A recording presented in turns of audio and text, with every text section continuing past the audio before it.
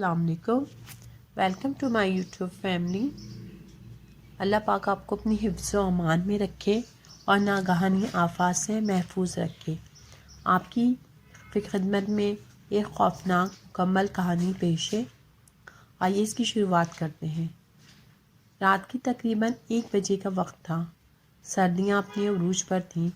میں مہر پور گاؤں جانے کے لیے بس اسٹاپ پر اتر چکا تھا۔ بس اسٹاپ پر موجود اکا دکا چھوٹی موٹی دکانیں بند ہو چکی تھیں۔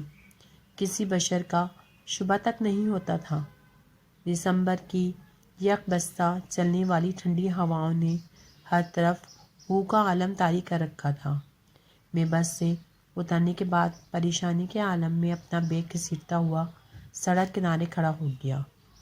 نورپور جانے کے لیے مجھے اس سے آگے کا راستہ معلوم نہیں تھا۔ 1 منٹ میں نے اپنا تعارف تو کرایا ہی نہیں۔ میرا نام حسن علی ہے اور پیشے کے لحاظ سے میں ایک استاد ہوں۔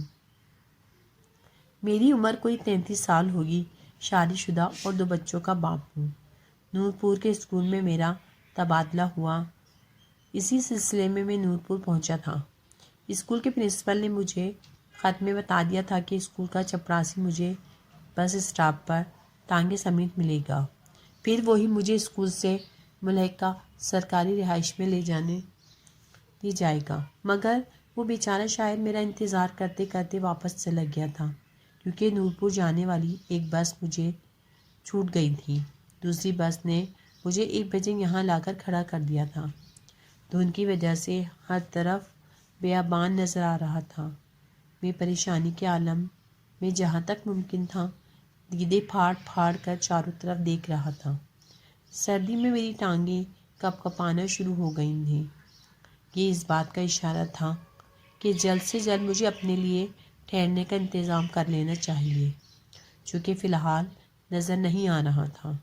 میں نے بیگ میں رکھی ٹارچ نکالی اور اسے بٹن دبا کر آن کیا۔ اتنے میں میرے کانوں میں لاٹھی ٹیکنے کی آواز آنے لگی، جیسے کوئی بوڑھا شخص آہستہ آہستہ سڑک پر لاٹھی ٹیکتے ہوئے میری طرف آ رہا ہو۔ میرا دل اضطراب کے مارے بلیوں چھلنے لگ گیا۔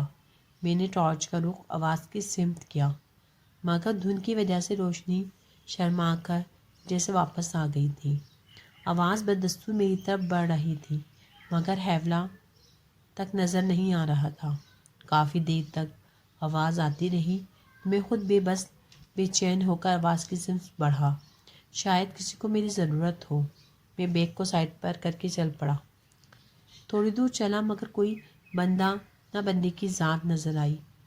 آواز تھی جو آئی جا رہی تھی۔ میں حیران ہو کر شاید کوئی واپس مڑ گیا ہو، تیز تیز قدم اٹھاتا ہوا آواز کے تعاقب میں دوڑتے دوڑتے میں یہ بھی بھول گیا کہ مجھے نورپور جانا تھا اور میں کسی چکر میں لگ گیا ہوں۔ دیش میں آ کر میں نے ہوا میں مکہ لہرایا اور پلٹ کر واپس چل پڑا۔ ابھی 2-3 قدم ہی اٹھائے ہوں گے کہ کسی نے میرے کندھے پر ہاتھ رکھا۔ سخت سردی میں میرا بدن کپ کپا رہا تھا، مگر وہ ہاتھ تو جیسے برف کی مانند تھا۔ پہلی بار خوف کے مارے میرے پورے بدن میں سنسنی پھیل گئی اور میں نے ڈرتے ڈرتے اپنی گردن پیچھے موڑی۔ میرے سامنے ایک بوڑھا، جس نے سردی کی وجہ سے منہ پر دیہاتیوں کی طرح کپڑا لپیٹ رکھا تھا، کپ کپاتی ہاتھ سے لاٹھی تھامے ہوئے مجھے دیکھ رہا تھا۔ بوڑھے کو یوں سردی میں ٹھٹھرتا دیکھ کر میرا سارا غصہ کافور ہو گیا اور میں نے حیرت سے پوچھا، بابا جی آپ کہاں تھے؟ آپ کی لاٹھی کی آواز میں سن کر میں نے آپ کو بہت ڈھونڈا، مگر آپ نظر ہی نہیں آئے۔ بیٹا میں چلتے چلتے تھک گیا تھا، ذرا دیر کے لیے سستانے بیٹھ گیا۔ وہ میرے خدایا، اچانک میرے منہ سے نکلا۔ آواز کے پیچھے سے میں پاگل ہو کر دوڑ رہا تھا۔ شاید اس بے چینی میں میری نظر بیٹھے ہوئے بوڑھے پر نہ پڑی ہو۔ میں نے دل ہی دل میں خود کو کوسا اور بوڑھے کا ہاتھ پکڑ کر پوچھا، آپ نے کہاں جانا ہے؟ بوڑھے نے سر اٹھا کر میری طرف دیکھا اور کہا، تم اس علاقے میں نئے آئے ہو؟ شاید میں بوڑھے کی نظر اور پہچان کا قائل ہو گیا۔ جی بابا جی، میں ابھی یہاں آیا ہوں۔ وہ نورپور اسکول کا نیا استاد ہوں، شاید یہاں تبادلہ ہوا ہے۔ میں بوڑھے کے سوال کا جواب دیا۔ تو یہاں کیا کر رہے ہو؟ بوڑھے نے ذرا خصلے لہجے میں کہا۔ ابھی بس سے اترا ہوں، نور پور کا راستہ معلوم نہیں، انتظار میں کھڑا تھا، کوئی آئے تو راستہ معلوم کروں۔ چلو آؤ میرے پیچھے، بوڑھے نے کہا، اور وہ لاٹھی ٹیکتا ہوا بنا میری بات سنے چل پڑا۔ حیرت انگیز طور پر اس کے چلنے کی رفتار اچھی خاصی تیز تھی۔ میں باوجود کوشش کے اس کے برابر نہیں چل پا رہا تھا۔ آہستہ آہستہ یہ فاصلہ بڑھنے لگا۔ اتنے میں ہم بس اسٹاپ پر پہنچ گئے۔ میں نے لپک کر اپنا سامان اٹھایا اور بوڑھے کے پیچھے چل پڑا۔ ایسے لگ رہا تھا جیسے میرے قدم کے مقابلے میں وہ 3 قدم اٹھا رہا ہے۔ بھاگ بھاگ کر مجھے سانس چڑھ گیا تھا۔ میں نے آوازیں دے کر بوڑھے کو روکا بھی، مگر بوڑھا آہستہ آہستہ دھند میں غائب ہوتا جا رہا تھا۔ اس ساری بھاگ دوڑ میں مجھے تھکاوٹ سی محسوس ہونے لگی اور پسینہ آنے لگا۔ بوڑھا حیولے کی طرح مجھے نظر آ رہا تھا۔ میں نے تھک کر بیگ زمین پر پھینکا اور بیٹھ کر سستانے لگا۔ اچانک سے پھر کسی نے میرے کندھے پر ہاتھ رکھا۔ میں بدک کر گھوڑے کی طرح اچھلا اور گھوم کر دیکھا تو وہی بوڑھا کھڑا مجھے دیکھ رہا تھا۔ بابا جی آپ؟ میرے منہ سے بے ساختہ نکلا، اور میں دوسری طرف اس حیولے کو بھی دیکھ رہا تھا جو ابھی تک مجھے نظر آ رہا تھا۔ پیاس لگی ہے؟ یہ پی لو۔ اس نے ایک بوتل مجھے تھما دی۔ میرا گلا خشک ہو رہا تھا۔ میں نے جلدی سے ڈھکنا کھولا اور بوتل سے منہ لگا کر کھٹاکھٹ پینے لگ گیا۔ پانی کا ذائقہ مجھے ذرا نمکین لگا اور گاڑھا بھی۔ میں نے منہ سے بوتل ہٹا کر ٹارچ کی روشنی میں دیکھی تو فوراً کے کر دی۔ بوتل میں لیسدار گاڑھا گاڑھا خون تھا۔ میں نے کھانستے ہوئے زور لگا کر کے کی اور سارا خون باہر نکال کر رکھ دیا، اور غصے سے بوڑھے کو دیکھا جو میری کیفیت دیکھ کر کہکے لگا رہا تھا، اور ساتھ ہی اپنے چہرے سے لپٹا ہوا کپڑا اتارتا شروع کر دیا۔ جیسے جیسے وہ کپڑا اتار رہا تھا وہ کپڑا خون آلود ہو رہا تھا۔ پورا کپڑا اس کے چہرے سے اتر چکا تھا۔ اس کی خوفناک شکل دیکھ کر میرے اوزان قطع ہو گئے۔ منہ پر صرف دانت تھے جس سے خون رس رہا تھا۔ اوپر نیچے کے دونوں ہونٹ غائب تھے، ناک کی جگہ بس گڑھے تھے۔ اوپر سے اس کی شیطانی ہنسی جو میری جان نکالی جا رہی تھی، اور اس کی غلیظ چہرے کو اور بھیانک۔ میں نے جلدی سے اپنا بیگ چھوڑا اور ٹارچ ہاتھ میں لیے چیختا چلاتا سمت کا تعین کیے بغیر بھاگ پڑا۔ بس اتنا یاد تھا جہاں بھاگا جا رہا ہوں وہ جگہ جھاڑیوں سے اٹی پڑی تھی، کانٹے دار جھاڑیاں میری ٹانگوں کو لگ لگ کر زخمی کر رہی تھیں۔ پتہ نہیں کتنا بھاگا، جب ٹانگوں میں بھاگنے کی سکت ختم ہو گئی تو کسی چیز سے ٹھوکر کھا کر گر پڑا اور کسی گھڑے نما چیز میں جا گرا اور سانس روک کر بے سدھ ہو گیا، جیسے بلی کو دیکھ کر کبوتر ہو جاتا ہے۔ جب سے بھاگا تھا تب سے وہ شیطانی بلا نظر نہیں آئی تھی۔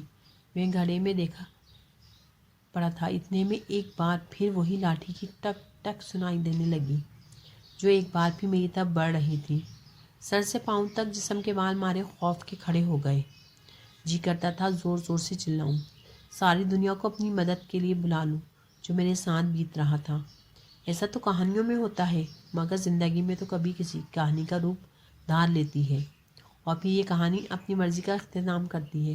میں نے ہاتھ سے پکڑی ٹارچ لائٹ آن کر کے گھڑے میں روشنی کی تو نیا دھچکا لگا۔ جہاں میں گرا پڑا تھا وہ گڑھا نہیں، ایک ٹوٹی ہوئی قبر تھی۔ مطلب میں بھاگتے بھاگتے کسی قبرستان میں آ گیا تھا۔ قبرستان کا سوچ کر خوف کی ایک لہر پورے جسم میں پھیل گئی۔ لاٹھی کی ٹک ٹک کی آواز ابھی بھی آ رہی تھی کہ یکایک ایک ہاتھ نے میری گردن پکڑی۔ ہاتھوں کا لمس محسوس کر کے سمجھ گیا یہ وہی شیطانی بلا ہے۔ خوف کے ماری میری چیخ بھی نہ نکل سکی۔ ہاتھ میں بلا کی طاقت تھی، اس نے مجھے تنکے کی طرح گھڑے سے نکال کر زمین پر پھینک دیا۔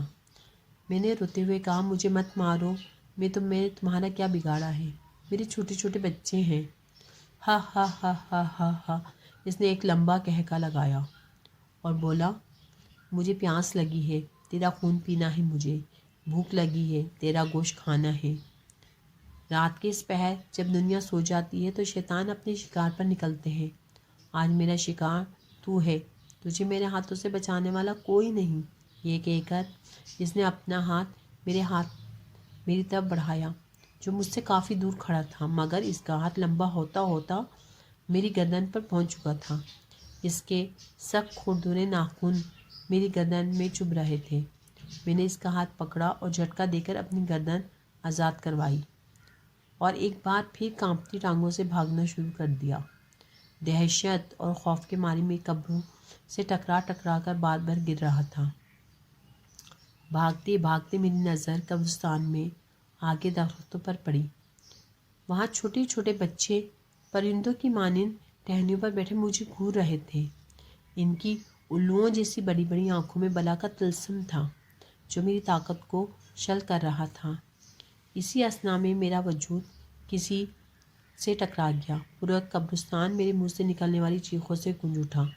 میں گر کر اٹھا، کھڑا ہوا، سامنے جو دیکھا ایک باریک سفید کپڑوں میں ملبوس نورانی چہرے والے بزرگ کھڑے تھے۔ میں جلدی سے بھاگ کر ان کی طرف بڑھا اور چیخنے لگا، مجھے بچا لو، مجھے بچا لو، وہ شیطانی بلا میرے پیچھے پڑی ہے۔ اس بزرگ نے ہاتھ کی انگلی سے اپنے ہونٹوں پر رکھتے ہوئے مجھے خاموش رہنے کا اشارہ کیا۔ اتنے میں میرے پیچھے وہی شیطانی بلا لاٹھی سے ٹک ٹک کرتی آ رہی تھی۔ بزرگ نے مجھے کہا، بولو، زور سے بولو، حق اللہ، حق اللہ، مشکل کشا اللہ۔ جیسے اس کی منہ سے ہو کی آواز نکلی، درختوں پر بیٹھے بچوں نما پرندے پھڑپھڑانے لگے۔ پورے قبرستان کی فضا ان سے بھر گئی۔ وہ بوڑھا جو میرے قریب آ چکا تھا، بزرگ نے چیختے ہوئے مجھ سے کہا، بولو، حق اللہ، حق اللہ۔ زور زور سے دیوانہ وار بولنا شروع کر دیا۔ حق اللہ کی ورد، اللہ مشکل کشا۔ بوڑھے کے ہاتھ سے لاٹھی گر گئی اور وہ سر تھامتے ہوئے زمین پر گر گیا، پھر ایک گدھ کی شکل اختیار کر کے اڑ گیا۔ میرے حواس باختہ ود کرتے کرتے کنٹرول میں آنے لگے۔ دل کی بے چین دھڑکنیں پرسکون ہونے لگیں۔ میں اس بزرگ کو دیکھے جا رہا تھا جس کا چہرہ چاند کی طرح چمک رہا تھا۔ میں نے آگے بڑھ کر ان کے ہاتھ چومنے چاہے مگر وہ تو ہوا کی مانند کھڑے مسکرا رہے تھے۔ پھر وہ مجھ سے مخاطب ہوئے، بیٹے، انسان کے اندر کے خوف اور ڈر پیدا کرنے پر، اس پر قبضہ کرنے شیطانی طاقتوں کا سب سے بڑا ہتھیار ہوتا ہے۔ اپنے دل کو ہر وقت اللہ کے ذکر سے پرسکون رکھو۔ پھر ہوا کے جھونکے کی طرح وہ بزرگ بھی ہوا میں تحلیل ہو گئے۔ میں انہیں جاتا دیکھ رہا تھا کہ میرے کانوں میں بڑی اللہ اکبر، اللہ اکبر، فجر کی اذان کی آواز تھوڑے فاصلے سے آ رہی تھی۔ میں آواز کی سمت چل پڑا۔ تھوڑی دیر میں ایک گاؤں میں داخل ہو گیا جس کے بورڈ پر نور پور لکھا تھا۔ مسجد کے امام صاحب سے اسکول کے چپراسی کا پتہ معلوم کر کے اس سے اپنے لیے الاٹ کیا ہوا گھر کھلوایا۔ میری حالت دیکھ کر وہ پریشان ہو گیا۔ اس کو میں نے بس اتنا کہا کہ آوارہ کتے میرے پیچھے لگ گئے تھے، سامان والا بیگ بھی کہیں گر گیا ہے، بڑی مشکل سے میں یہاں پہنچا ہوں۔ اس نے مجھے اپنے گھر سے دھوتی اور قمیض لا کر دی۔ نہا دھو کر میں نے گاؤں کی مسجد میں نماز پڑھی۔ صبح ناشتہ گاؤں کے چودھری کے پاس کیا۔ وہی چپراسی میرا بیگ بھی تلاش کر کے آ گیا۔ وہاں سے سیدھا اسکول گیا جہاں میری کلاس کے بچے اپنے نئے استاد سے ملنے کے لیے بےتاب تھے۔ اتنے میں کلاس کے مانیٹر نے کہا، سر، آج سبق کہاں سے شروع کریں گے؟ تو میں نے کہا، سبق وہیں سے شروع کریں گے جو آج مجھے ملا ہے۔ حق اللہ، ہر درد کی دوا اللہ، مشکل کشا اللہ۔ سب بچے دیوانہ وار پڑھ رہے تھے۔ اگر آپ کو ہماری ویڈیوز پسند آتے ہیں، ہمارے چینل کو سبسکرائب کیجیے، لائک کیجیے۔